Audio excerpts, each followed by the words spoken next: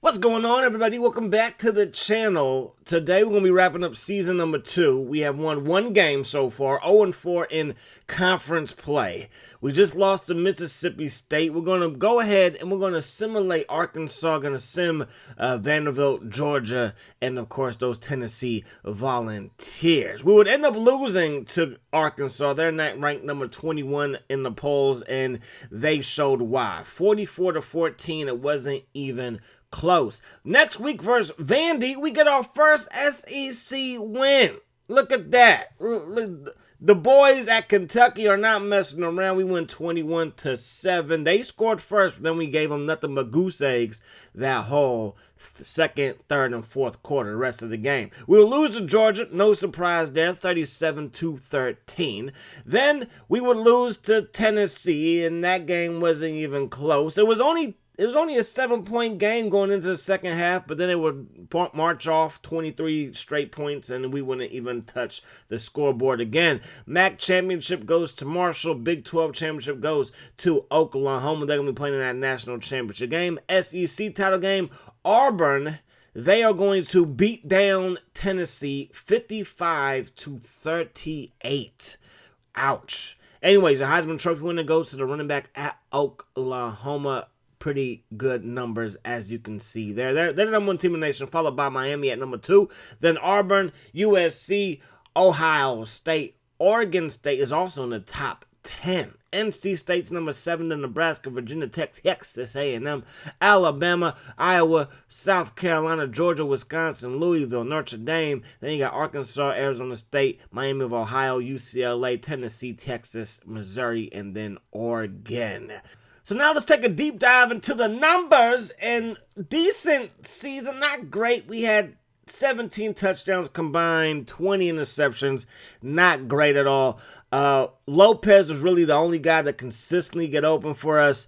He had the best hands, best route running ability. Crossley, he had a good season. He's our backup tight end. But when we got tired at receiver, he was definitely in there. Because, yeah, we got tired at receiver, and we were shorthanded at receiver basically for the whole season. So hopefully we can change that moving forward with a decent recruiting class.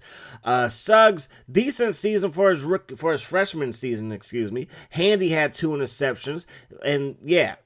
Defensively, I thought that we played pretty well. Obviously, we have to get better on that side of the ball. The offense, as of right now, believe it or not, is the better side of the football for the Kentucky Wildcats.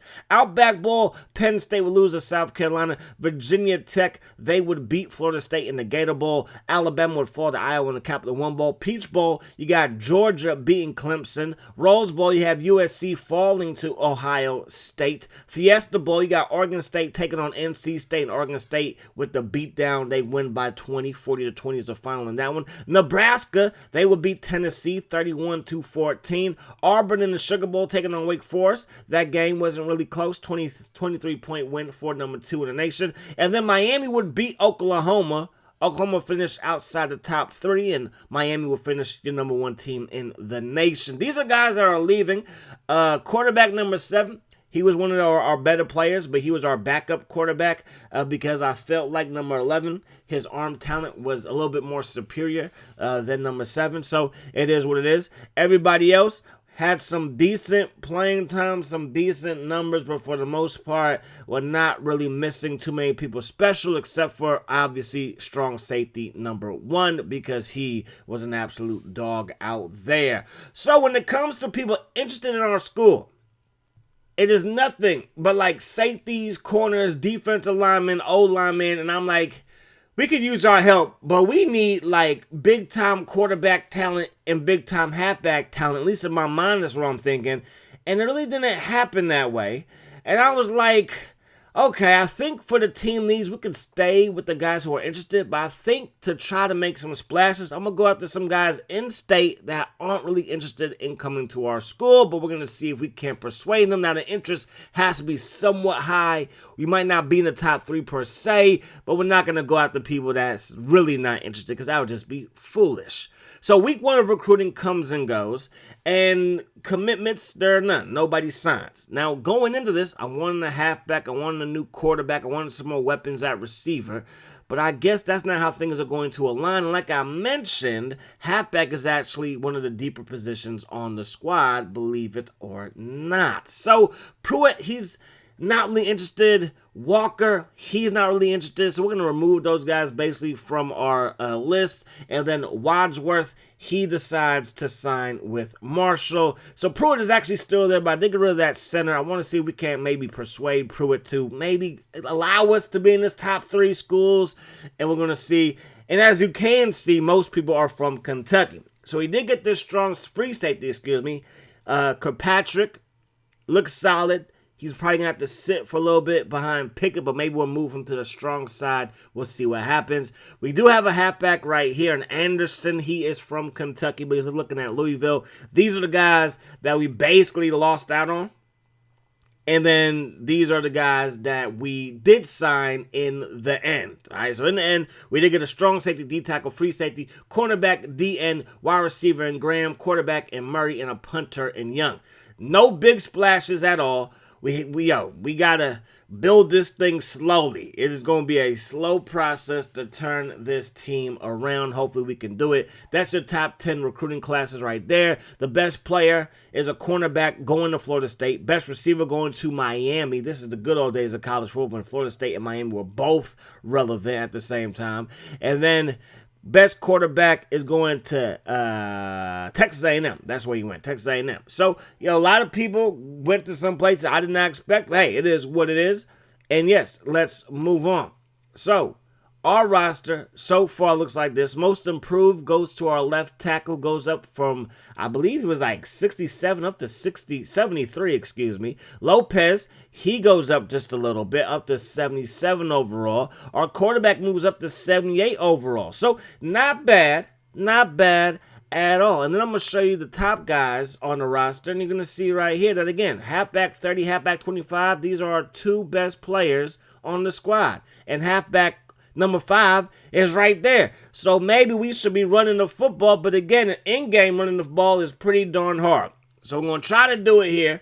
First game of the season versus Louisville, we lose to them. Second game of the season, we will lose to Indiana. We are sitting at 0-2. This game, we kind of had, and then we let it slip through our fingers. Close game versus Alabama, who's ranked in the top 25. So we're hanging tough. Florida at Kentucky, too. It wasn't like it was in Florida. It was at our campus. It was on home turf, and we get blown out 55-28. So I wanted to see our numbers. SEC, we're in the top half as far as offense is concerned, right at number 6, right? We're right there at number 6. And then defense, we're also right there at number 6. So I'm like, can we beat Tulane? And the answer is no. We got to beat Tulane. We are the home team. Tulane's not that great. They are below us as far as ranking is concerned, and we lose to them. And then we lose to South Kakalaki. What is happening? And there it is. The upset we're waiting for. We beat top 10 Mississippi State. The upset. Finally. We finally get a big-time SEC upset right there. And we are not done. We will lose to Arkansas the next week. We will beat Vanderbilt, as you can see right there, 38-35. So we have 2 SEC wins for the first time for this dynasty. It's absolutely incredible what's happening. Now we are ranked higher than Vanderbilt, and we beat Georgia. At the time, Georgia was ranked number 3 in the nation. They only had 1 loss on the season, and we take them out. We jumped on top to end the first half 7-0. Then it was tied going into the 4th quarter. We got a touchdown. They had to settle for a field goal. We did our thing. You see halfback 25, 133 yards, 3 touchdowns on, I think it was 28 carries or something like that. And then we will come back and lose to Tennessee.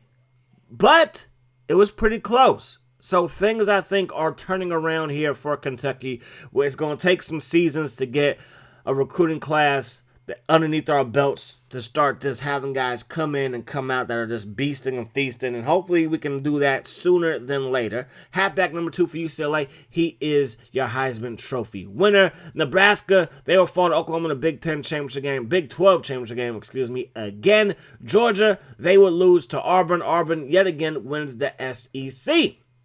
Back in the day when Auburn was king of the SEC, not Alabama, that school right down the street from them. Our numbers this time around, Not too shabby at all. We have to remember number 11 is just a redshirt sophomore, so he still has 2 more seasons to blossom. Hopefully he can do that. Rushing attack was pretty good. 25 was our starter this season. Last year was 30. This year is 25. First year was 25. It's crazy how things work out. But he got close to 1,000 yards rushing.